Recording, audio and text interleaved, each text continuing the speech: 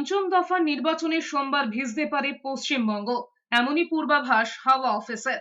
আবহাওয়া দপ্তরের পূর্বাভাস অনুযায়ী শনি ও রবিবার রাজ্যের মোট 7 জেলায় তাপপ্রবাহের সতর্কতাও জারি রয়েছে। তবে সোমবার থেকে আবহাওয়া বদলের সম্ভাবনা রয়েছে। খবর, রবিবার থেকে বিক্ষিপ্তভাবে বৃষ্টি হবে, চলবে বুধবার পর্যন্ত। শনি ও রবিবার গরম ও অস্বস্তি বজায় থাকবে। পশ্চিম মেদিনীপুর, বাঁকুড়া, বীরভূম ও পশ্চিম বর্ধমানে তাপপ্রবাহের সতর্কতা জারি করেছে হাওয়া অফিস। বাকি জেলায় গরম ও অস্বস্তি। রবিবার মোটের ওপর সব জেলাতেই বজ্র বিদ্যুৎ সহ হালকা বৃষ্টির সম্ভাবনা রয়েছে। তুলনামূলক বেশি বৃষ্টি হতে পারে বীরভূম, বর্ধমান, ঝাড়গ্রাম, পুরুলিয়া, বাঁকুড়া ও পশ্চিম মেদিনীপুরে।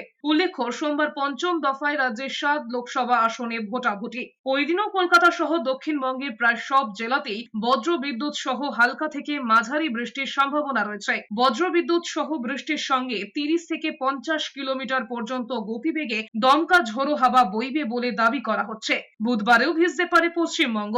রবিবার বিকেলের পর থেকে দার্জিলিং, কালিম্পং, জলপাইগুড়ি, কোচবিহার ও আলিপুরদুয়ারে বজ্র বিদ্যুৎ সহ হালকা থেকে মাঝারি বৃষ্টির সম্ভাবনা রয়েছে।